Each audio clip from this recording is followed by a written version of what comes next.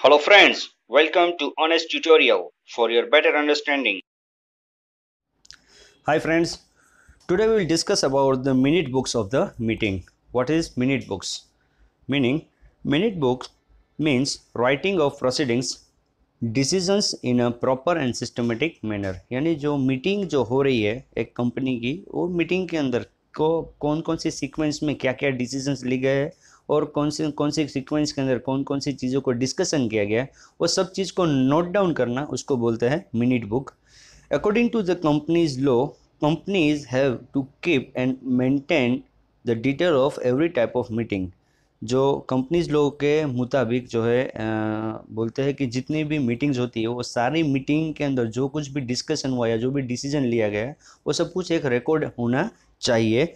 जो भी हमारी टाइप्स ऑफ मीटिंग है, जैसे कि जनरल मीटिंग है, स्पेशल जनरल मीटिंग है, या तो मीटिंग्स ऑफ डायरेक्टर है, या तो meetings of the share holder है, ये जितनी भी प्रकार की मीटिंग्स है उसके अंदर क्या डिस्कशन हुआ और क्या डिसीजन लिया गया वो सब कुछ एक नोट डाउन किया होना चाहिए कि मीटिंग के दरमियान क्या क्या डिस्कशन हुआ है वो सब उसी वक्त उस चीज़ को नोट डाउन करना चाहिए. The minute book is a written evidence of the discussion and resolution passed in the meeting. यानी मिनट बुक जो है, जो बुक जिसमें हमने सब कुछ लिखा है उसको क्या बोलते हैं, रिटन एविडेंस है, क्योंकि लिखा हुआ है. यानी कि एक इसको हम लोग प्रूफ की तरह हम लोग इसको रख सकते हैं कि भाई कौन किस प्रकार की मीटिंग भी थी, वो मीटिंग के अंदर हमने कौन कौन से मुद्दों के ऊपर हमने चर्चा की और वो मुद्दे का क्या रिजल्ट आया, यानी क्या रिजोल्यूशन, कितने लोग उसके फेवर में थे, कितने लोग उसके अगेंस्ट में थे, और लास्ट में क्या हुआ कि जो हमने टॉपिक के ऊपर हम जो डिस्कशन करने के लिए जमा हुए थे तो फिर वो क्या हुआ कि पास हुआ या नहीं हुआ, वो सब यहाँ पे मीटिंग बुक के अंदर हमको रिकॉर्ड से हमको पता चलेगा. The company secretary prepares the minute book as per the agenda of the minutes meeting after the completion of the proceedings. जो मीटिंग जो मिनट बुक जो है वो कौन बनेगा, कंपनी का सेक्रेटरी बनेगा.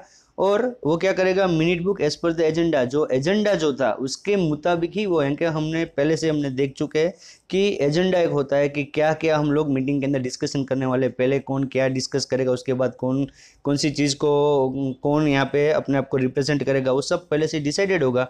तो उसके मुताबिक ही प्रोसीडिंग्स जो हो वो चल रहा है और वो सब चीज़ को वो जो सेक्रेटरी है वो सब चीज़ को रिकॉर्ड करेगा. The presence of the members also evident from the minute books. और मिनट बुक के अंदर ये भी वो जो सेक्रेटरी होगा कंपनी का वो लिखेगा कि कितने लोग यहाँ पे, कितने मेंबर्स जो है वो मीटिंग के अंदर प्रेजेंट थे. तो उससे हमको एज एविडेंस ये भी पता चलेगा कि किस प्रकार की मीटिंग के अंदर कौन कौन से मेंबर्स जो थे वो वहाँ पे प्रेजेंट थे. तो फ्रेंड्स, इसका ऑब्जेक्टिव्स क्या है, मीटिंग्स जो हो रही है उसका मिनट बुक बनाने का ऑब्जेक्टिव क्या है, तो हम लोग इसको पहले डिस्कस कर लेते हैं यहाँ पे. To obtain the information of the present member in the meeting, यानी कितने मेंबर्स मीटिंग के अंदर प्रेजेंट थे उससे हमको इसकी इन्फॉर्मेशन मिलेगी. Second, to obtain the information regarding the proposals, discussions, decisions and resolutions pass during the meeting. यानी इससे हमको ये भी हमको इन्फॉर्मेशन मिलेगी मिनट्स बुक से कि कौन कौन से मुद्दों के ऊपर चर्चा हुई है, क्या डिस्कशन हुआ, फिर क्या डिसीजन आया है और रिजोल्यूशन पास हुआ या नहीं हुआ, ये सब हमको मिनट बुक से हमको पता चलेगा. Third, written evidence for future reference. और जब भविष्य के अंदर अगर हमको चाहिए तो हम इसको एविडेंस यानी एज ए प्रूफ भी हम इसको ले सकते हैं. और fourth, it highlights the presentation of the chairman. और यहाँ पे जो चेयरमैन ने जो प्रेजेंटेशन दिया है वो किस तरह से प्रेजेंटेशन दिया है उसका पूरा हाईलाइट भी हमको मिनट बुक से हमको मिल जाएगी. अब हम लोग ये देखते हैं कि which are the details to be included in the minute books. Minute books के अंदर कौन कौन सी चीज़ों को यहाँ पे लिखी जाती है. तो सबसे पहले हम लोग स्टार्ट करते हैं the date, time and venue of the meeting, यानी कौन सी तारीख को हुआ है, किस समय हुआ है, किस प्रकार की मीटिंग है, शेयर होल्डर्स मीटिंग है कि बोर्ड ऑफ डायरेक्टर्स की मीटिंग है, स्पेशल मीटिंग है, वो भी यहाँ पे टाइप भी लिखेंगे. और वेन्यू ऑफ द मीटिंग, कौन सी जगह पे ये मीटिंग हुई है. तो वो सब कुछ पहले मिनट्स बुक में सबसे पहले इस चीज़ को रिकॉर्ड करने में आएगा. तभी पता चलेगा नहीं कि ये कौन सी तारीख को ये मीटिंग हुई थी और किसके साथ मीटिंग हुई थी. Second point is the name and designation of the directors or members who remained present at the meeting. फिर उसके अंदर जितने भी अटेंडीज जितने भी है, यानी कि मीटिंग के अंदर जितने लोग हाजिर हुए हैं वो सबके यहाँ पे नाम और उनके एड्रेस और उनके डेजिग्नेशन जो है वो यहाँ पे मेंशन करने में आएंगे मीटिंग मिनट्स बुक के अंदर. Now the next point is the appointment of an officer in the meeting. यानी एक ऑफिसर को भी, जो मीटिंग जो होगी उसमें अंदर एक ऑफिसर को अपॉइंट करेंगे. फिर द किसको अपॉइंट किया है वो यहाँ पे मेंशन किया जाएगा. फिर the names of the members who had supported the resolution pass during the meeting, यानी जो रिजोल्यूशन जो पास करवाना था उसमें कितने लोगों ने रिजोल्यूशन के साथ में रह के, यानी कि जो डिसीजन लेना है उसके सपोर्ट में कितने लोगों ने वोटिंग किया है उसका यहाँ पे नाम दर्ज किया जाएगा।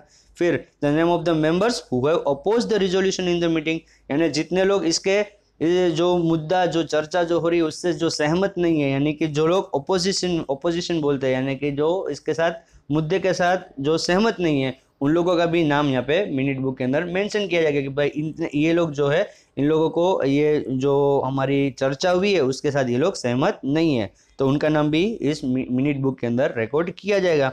And the proceedings of the meeting as stated by the chairman, और जो चेयरमैन ने जिस तरह से उसका प्रोसीडिंग्स रखा है कि किस तरह से मीटिंग चलेगी, जो एजेंडा के अंदर ऑलरेडी दिया गया होगा उसके मुताबिक जो चल रहा है वो सब उसके अंदर यहाँ पे सेक्रेटरी जो होगा कंपनी का वो इसमें मिनट बुक के अंदर रिकॉर्ड करेगा।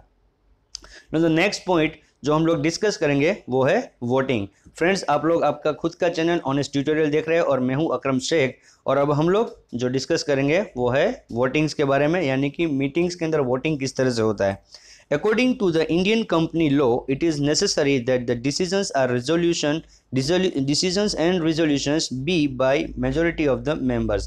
यानी इंडियन कंपनी लॉ एक ये बोलती है कि जब भी कोई अगर डिसीजन लेना है कंपनी के अंदर या कोई रिजोल्यूशन पास करना है तो मेजॉरिटी ऑफ द मेंबर्स अगर उसके फेवर में है तो ही वो रिजोल्यूशन पास हो सकता है, या वो डिसीजन हम लोग उसको कंडक्ट या डिसीजन हम लोग ले सकते हैं।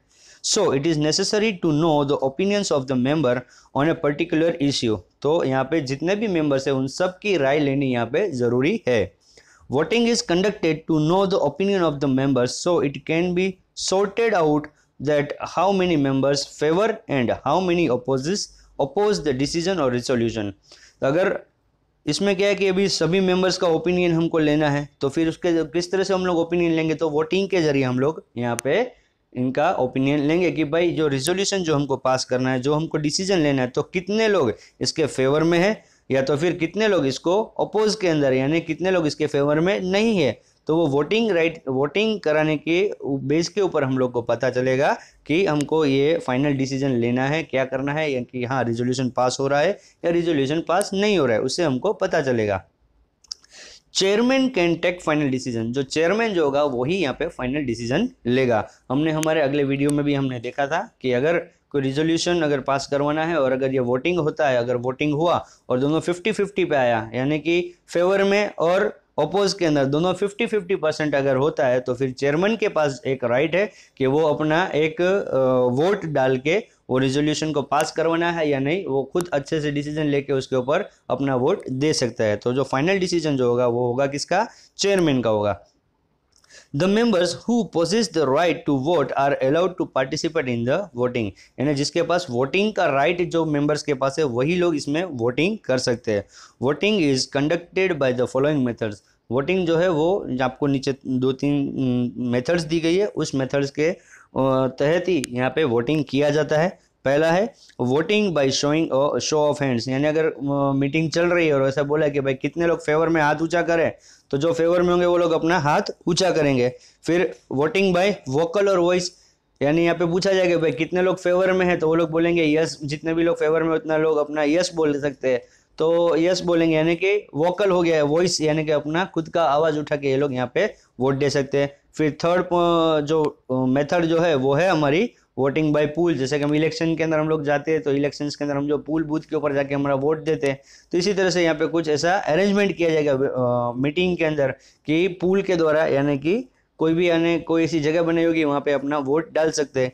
फिर है fourth voting bye electronic machines, अभी जो टेक्नोलॉजिकली अभी बहुत सारे इलेक्ट्रॉनिक मशीन से आ गए, तो उसके जरिए भी हम लोग यहाँ पे जो मेंबर्स होंगे वो लोग अपना वोट डाल सकते हैं कि अगेंस्ट में है या फेवर में है।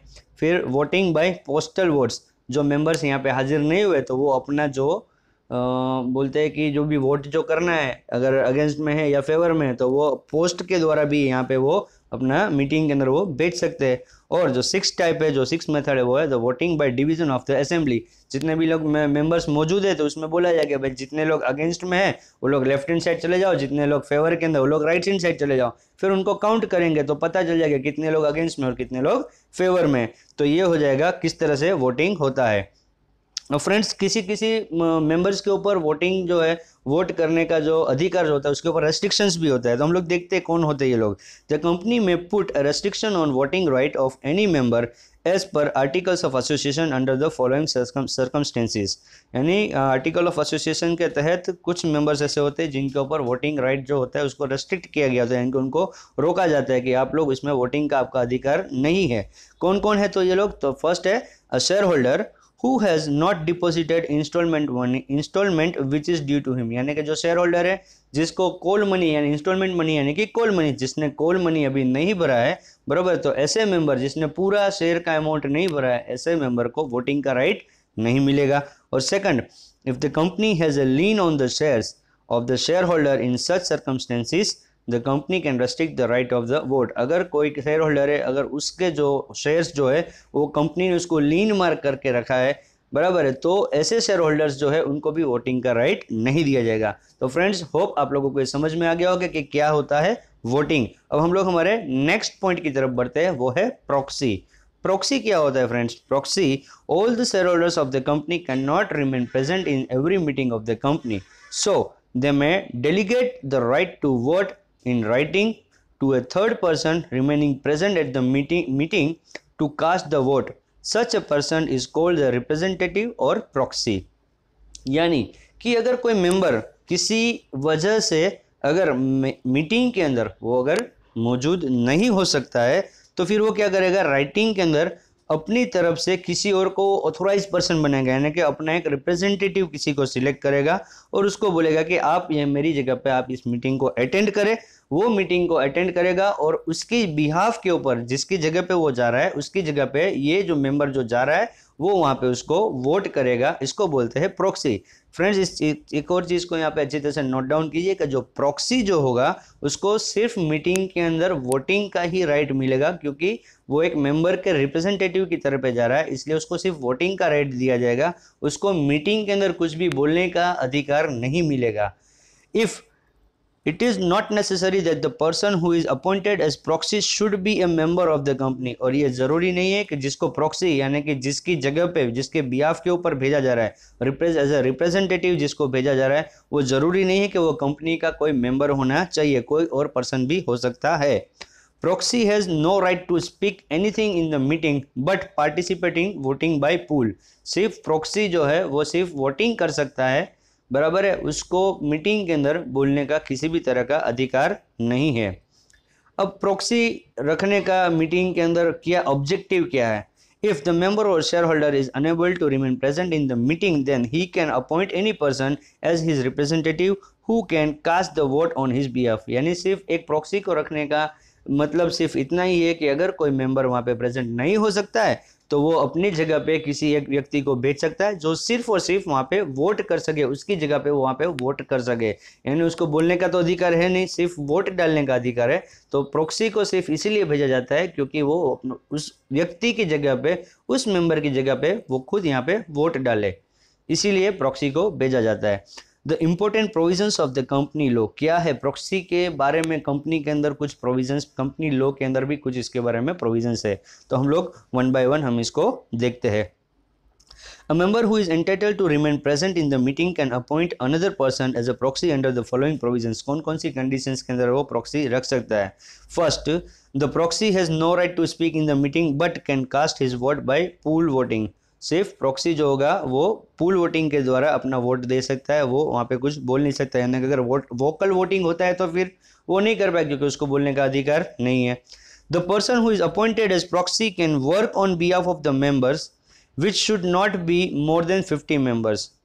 यानी जो पर्सन जो है जिसको हम लोग proxy as a proxy appoint कर रहे हैं वो वर्क कर सकता है, he can work on behalf of the members, यानी मेंबर्स के बिहाफ के वो काम कर सकता है, which should not be more than 50 members, यानी कि 50 से ज़्यादा मेंबर्स अगर नहीं होते तो वहाँ पे वो वर्क कर सकता है। A shareholder has to appoint a proxy 48 hours before the time of meeting and submit the form with necessary documents.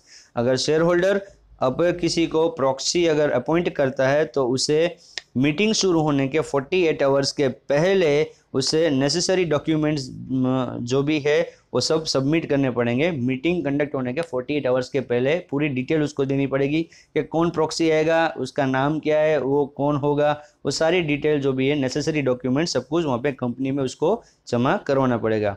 Minor person can not be appointed as a proxy, यानी कि जो minor person यानी 18 years below जो है वो बंदा कभी भी प्रॉक्सी एज अ प्रॉक्सी नहीं रह सकता है।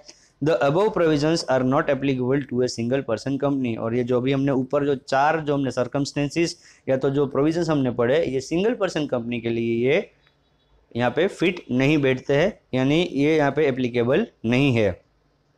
What are the duties of the secretary regarding proxy, अब प्रॉक्सी के बारे में सेक्रेटरी की क्या ड्यूटी है तो देखते पहले हम लोग क्या है। सबसे पहला पॉइंट है to collect the form of proxy and examine them, यानी जो प्रॉक्सी का जो फॉर्म जो आया होगा, यानी जो शेयर होल्डर ने जिसको प्रॉक्सी को अगर अपॉइंट करना है तो उसने जो डॉक्यूमेंट्स जो सबमिट करा है वो फॉर्म्स को पहले वो कलेक्ट करेगा और उसको देखेगा कि हाँ भाई कौन आ रहा है, किसकी जगह पे आ रहा है, कौन आ रहा है, वो उसको पहले एग्जामिन करेगा। फिर the date of receipt, time, venue, stamp and signature and the legality of the members should examine by him, और कौन सी तारीख को रिसिप्ट हुआ है हमको, जो शेयर होल्डर ने हमें जो एप्लीकेशन दी है या तो जो हमें डॉक्यूमेंट सबमिट किए वो कौन सी तारीख को हमें मिला है, कितने बजे मिला है, कौन सी जगह पे हमें मिला है, फिर उसमें स्टैंप लगा हुआ है कि नहीं वो, फिर जो शेयर होल्डर उसकी सिग्नेचर है कि नहीं, वो सब चीज़ कौन चेक करेगा, हमारा कंपनी का सेक्रेटरी वो सब चीज़ों को पहले चेक करेगा। फिर to prepare list of the proxies in which the details such as the name of the member, the name of the proxy, number of shares held, number of votes etc. should be recorded in the list। बाद में जितने भी ऐसे proxies जो आने वाले हैं meeting के अंदर, यानी कि जो मेंबर्स हाजिर नहीं होने वाले उनकी जगह पे जो प्रॉक्सीज जो आने वाले हैं उनकी पूरी एक लिस्ट बनेगा और लिस्ट के अंदर लिखेगा कि एक्चुअल मेंबर कौन है, वो मेंबर ने किसको proxy as a proxy appoint किया है, और जो मेंबर जो है वो शेयर होल्डर है उसके पास कितने नंबर्स ऑफ शेयर्स है वो भी उसमें वहाँ पे मेंशन करेगा, एक लिस्ट बनाएगा। फोर्थ पॉइंट है to cancel the form of proxy if it is not received with in the prescribed time, और इसके पास एक राइट भी है कि ये जो प्रॉक्सी की जो एप्लीकेशन जो आई होगी, जो फॉर्म आया होगा उसको कैंसिल कर सकता है। अगर 48 आवर्स जो मीटिंग स्टार्ट होने वाली है उसके पहले आ गया तो वो ले सकता है, अगर उसके बाद आता है यानी कि एक दिन पहले ही आया तो फिर वो इस एप्लीकेशन को यहाँ पे फॉर्म को वो कैंसिल भी कर सकता है। He has to monitor that the proxy utilises his legal right according to the rules and articles of association, और उसे ये भी देखना है, मॉनिटर करना है कि भाई जो प्रॉक्सी जो आया है वो उसको जो प्रॉक्सी के जो पावर्स दिए गए हैं यानी सिर्फ वोटिंग का राइट दिया गया, वो राइट जो लीगल राइट है उसके मुताबिक ही वो वहाँ पे काम करना चाहिए, उसके जो अगेंस्ट में या तो रूल्स के बियॉन्ड वो नहीं जाता है, वो सब उसको ध्यान रखना है। तो फ्रेंड्स आज के लिए हम लोग इतना रखते हैं। आज हमने वोटिंग और प्रॉक्सी के बारे में हमने जाना है। अब हम लोग हमारे नेक्स्ट टॉपिक जो है वो हम हमारे नेक्स्ट वीडियो के अंदर हम लोग डिस्कस करेंगे। फ्रेंड्स होप आप लोगों को ये वीडियो अच्छा लगा होगा, जो टॉपिक्स मैंने यहाँ पे आपको समझाया वो आपको समझ में भी आया होगा। अगर कोई डाउट है तो आप लोग मुझे कमेंट के जरिए पूछ सकते हैं, और अगर वीडियो अच्छा लगा, अगर टॉपिक्स आपको सब समझ में है तो आपके रिव्यूज़ भी आप मुझे कमेंट्स के द्वारा भेज सकते हैं। Okay friends, bye bye, take care.